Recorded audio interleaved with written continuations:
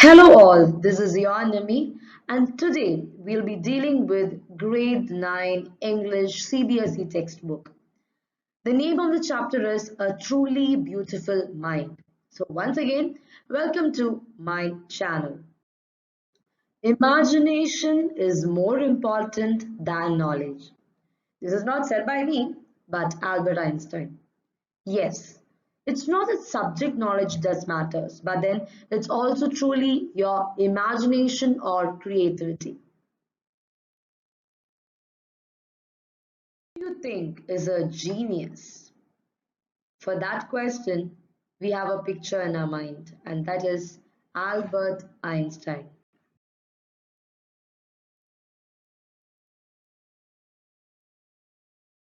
Beautiful Mind by Albert Einstein. Such a beautiful way to start the chapter by stating it is not mentioned as an intelligent mind, but a truly beautiful mind. Let's move into the chapter. Let's delve into the chapter. Albert Einstein was born on 14th March 1879 in the German city of Ulm. Without any indication that he was destined for greatness, on the contrary, his mother thought Albert was a freak. To her, his head seemed much too large. So he was born on March 14th and in the city of Ulm. Although nobody knew at that time what he would be, right? But then mother always considered him to be a freak. What do you mean by freak?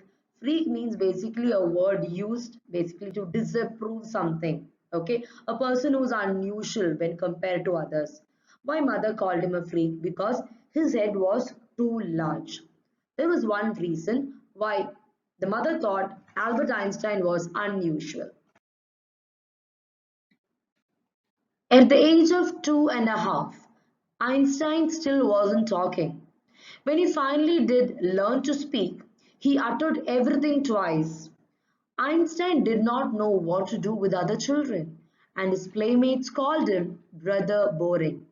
So the youngster played by himself much of the time. He especially loved mechanical toys. Looking at his newborn sister Marja, he said, "Fine, but where are her wheels?" Once there's a mathematician who called Einstein that his character is basically as a legend because it was said he did not talk till the age of 2.5. And when he started talking, you know what he said? The soup is too hot. Greatly relieved, his parents asked, "Why you didn't say a word before?" And Albert replied, "Because up to now everything was in order."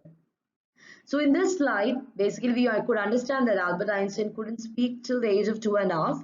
And what happened? When he started speaking, he said everything two times. And all the others friends called him Brother Boring because he was totally different, unusual as mother said. And what he did, he almost played by himself every time. And one thing he loved was his mechanical toys. And once looking at his newborn sister, Albert Einstein said, "Hey, where are his wheels? Where are her wheels?" So there you can see he always loved mechanical toys. He always wanted things to be moving or changing.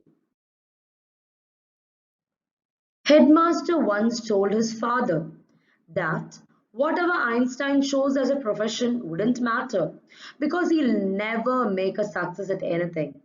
Einstein began learning to play the violin at the age of 6 because his mother wanted him to. He later became a gifted amateur violinist, maintaining this skill throughout his life. But Albert Einstein was not a bad pupil. He went to high school in Munich, where Einstein's family had moved when he was 15 months old, and scored good marks in almost every subject. Einstein hated the school's regimentation and often clashed with his teachers. At the age of 15, Einstein felt so stifled there that he left the school for good. So here you can see in the first para, the way the teacher behaved. Headmaster very clearly said, whatever he chooses, he is not going to be successful person. And mother used to, ask him to do something different, and that's how he started playing violin. So he was personally enjoying and playing the violin than the profession. But you can't say Albert was very bad pupil, because he went for the high school in Munich, okay, and because from Germany the family moved to Munich, and later on you could see he scored very well in most of subjects. But there's one thing what he didn't like. What was that one thing? Regimentation. What is regimentation? Regimentation means the fixed rules that she didn't like. He didn't like. Who didn't like? Einstein didn't like. Okay, so that's the reason why he had to move to different place. The previous year, Albert's parents had moved to Milan and left their son with relatives. After prolonged discussion, Einstein got his wish to continue his education in German-speaking Switzerland, in a city which was more liberal than Munich. So after a long prolonged discussion, Einstein planned to move to Switzerland, where there are no regimentation and rules like Munich. 6. Einstein was highly gifted in mathematics and interested in physics. And after finishing school, he decided to study at a university in Zurich, but science wasn't the only thing that appealed to the dashing young man with a walrus mustache. So here what happened,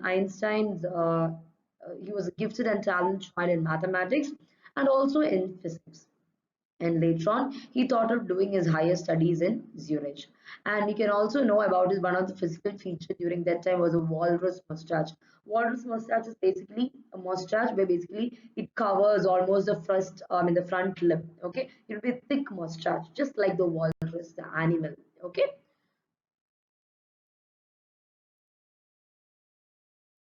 He also felt a special interest in a fellow student called Mileva Marik, whom he found to be a very clever creature. This young Serb had come to Switzerland because the university in Zurich was one of the few in Europe where women could get degrees. Einstein saw in her an ally against the Philistines, and those people in his family and at the university with whom he was constantly at odds. The couple fell in love. Letters survive in which they put their affection into words, mixing science with tenderness, wrote Einstein. How happy and proud I shall be when we both have brought our work on relativity to a victorious conclusion. So basically, you can see he met over there Mileva Marik, and she was very clever. Okay, and here you can see Einstein was a totally unusual child. He was very intelligent, but he didn't have much friends. And Mileva was almost a similar person, very clever. And Einstein saw that both of them had something in common. And the word used over there is Philistines, which means most of the thing basically people, people who do not associate much with a lot of friends are called basically Philistines. And both of them didn't have a close friend. So both of them, went hand in hand together. So they fell in love with each other. And they were writing letters after letters. And that letter we also understood they were planning about one of the theory that was a theory of relativity, which most of you are very familiar with.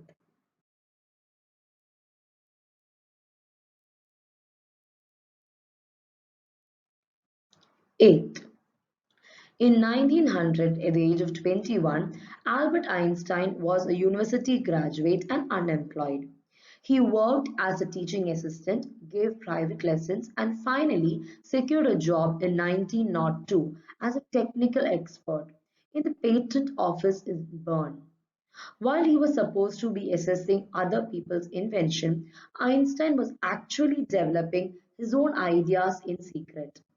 He is said to have jokingly called his desk drawer at the work the Bureau of Theoretical Physics.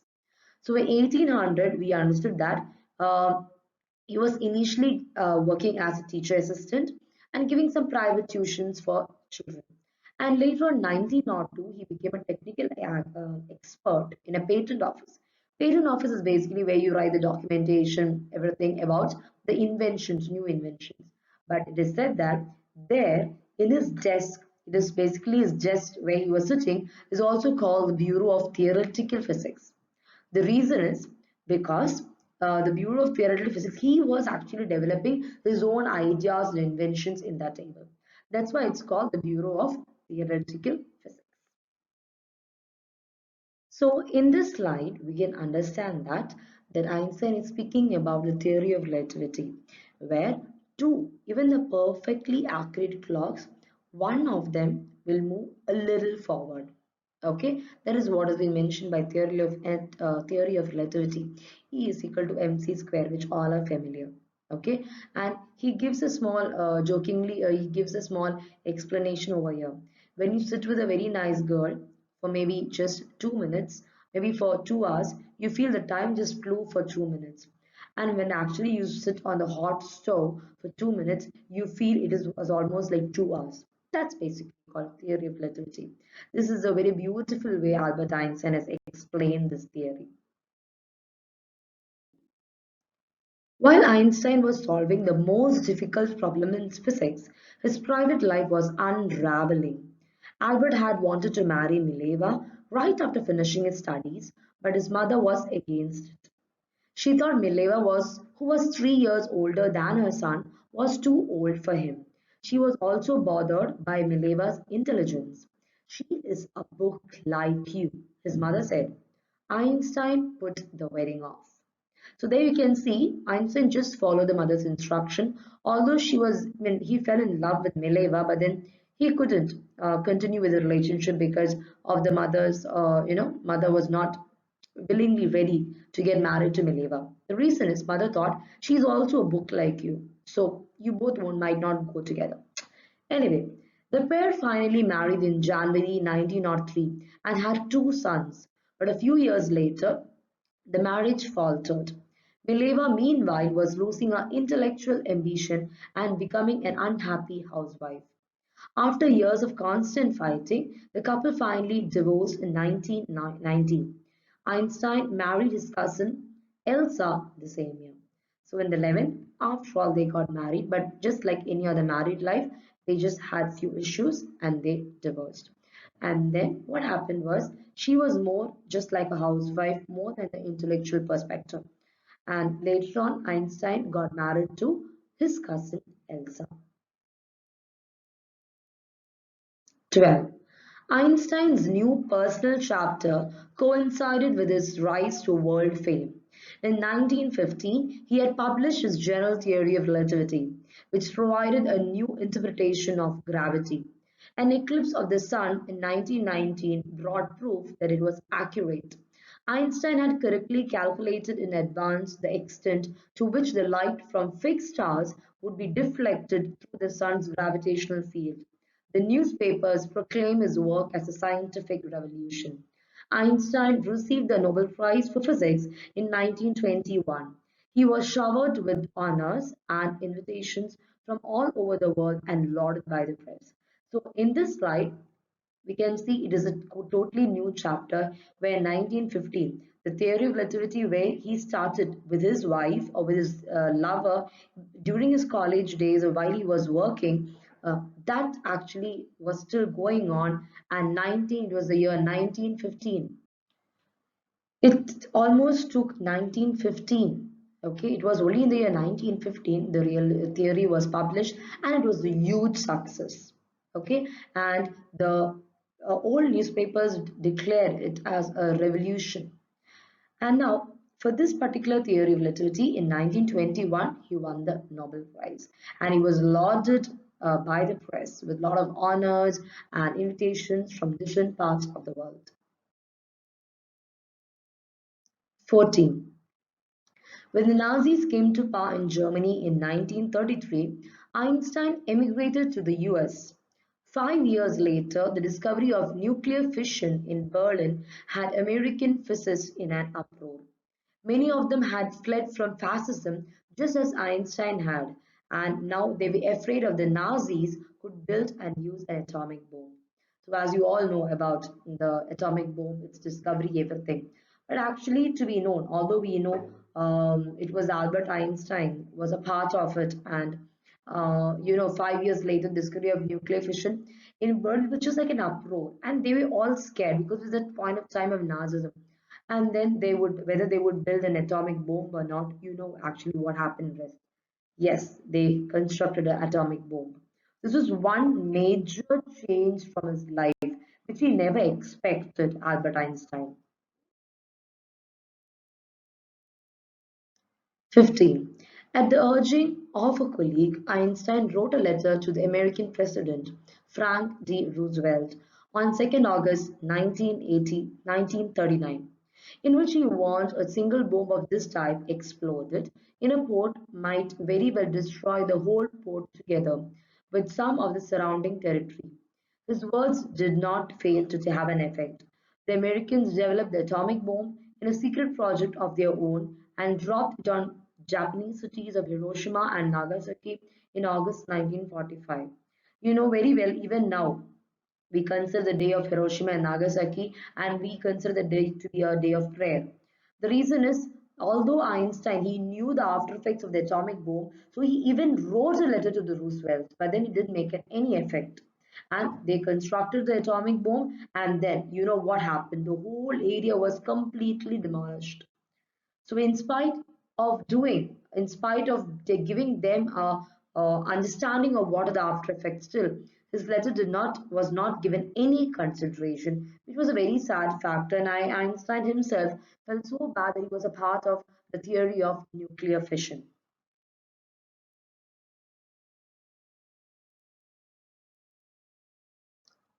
Einstein was deeply shaken by the extent of the destruction. This time, he wrote a public missive to the UN. In it, he proposed the formation of a world government. Unlike the letter to Roosevelt, this one made no impact.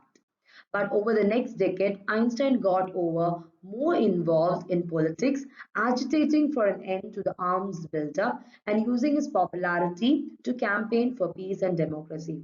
So the next thing what he wrote, because the after effects of Hiroshima and Nagasaki is something which was cannot be explained.